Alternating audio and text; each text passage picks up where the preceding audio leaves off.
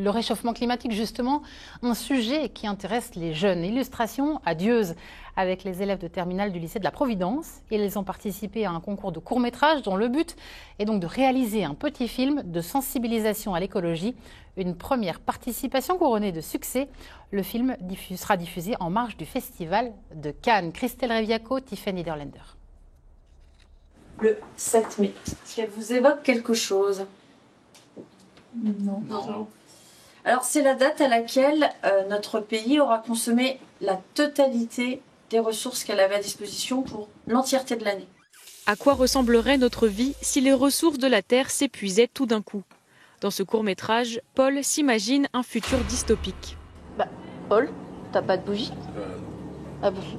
Tiens, je crois que j'en ai une autre. Première expérience devant la caméra pour Enzo, décrocher le premier rôle lui a permis de dépasser sa timidité. Au début, j'avais quelques appréhensions, mais quand j'étais dans le rôle pleinement, quand c'était le jour de tourner le film, ça allait tout seul et j'avais plus aucun stress, c'était parfait.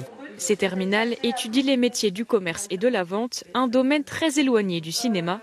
Aidés par 2 vidéastes professionnels, les élèves ont imaginé, écrit et réalisé le film qui les mènera jusqu'au Festival de Cannes où il sera diffusé le 14 mai prochain.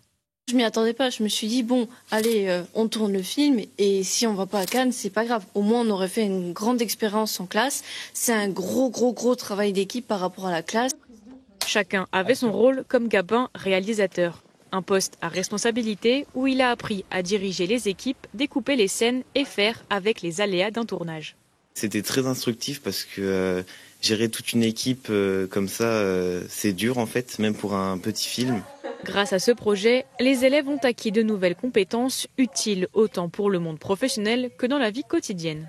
Dans les choses qu'ils ont pu apprendre, il y a l'organisation, savoir se mettre en retrait, savoir prendre le lead, savoir coopérer. Enfin voilà, ça c'est des choses qui sont de l'ordre de l'humain effectivement.